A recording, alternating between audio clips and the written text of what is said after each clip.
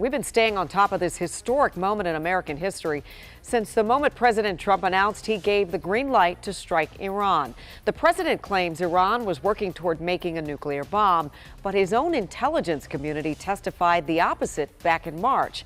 Well, now we've got images, new images, showing some of the aftermath on those 3 nuclear facilities. President Trump says they were totally obliterated, but U.S. and Israeli intelligence are still assessing the damage.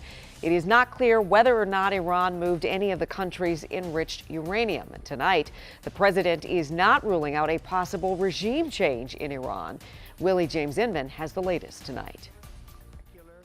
The day after President Trump called U.S. airstrikes on 3 key Iranian nuclear sites a spectacular military success, he described the damage to them as monumental in a social media post on Sunday. The president also wrote, quote, "It's not politically correct to use the term regime change, but if the current Iranian regime is unable to make Iran great again, why wouldn't there be a regime change?" During the strikes called Operation Midnight Hammer, B-2 bombers dropped bunker-busting bombs on the nuclear installations. The battle damage assessment is ongoing, but our initial assessment, as the chairman said, is that all of our precision munitions struck where we wanted them to strike and had the desired effect. New video shows the planes returning to Whiteman Air Force Base in Missouri.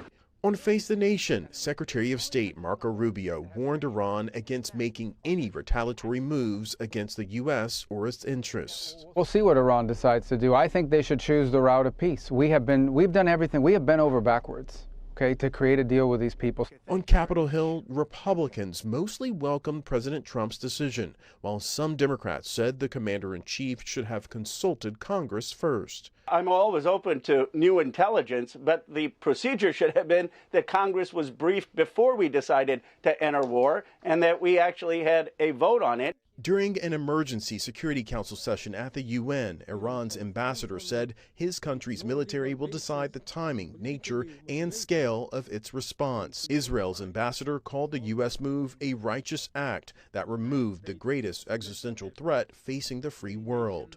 Willie James Inman, CBS News, Washington.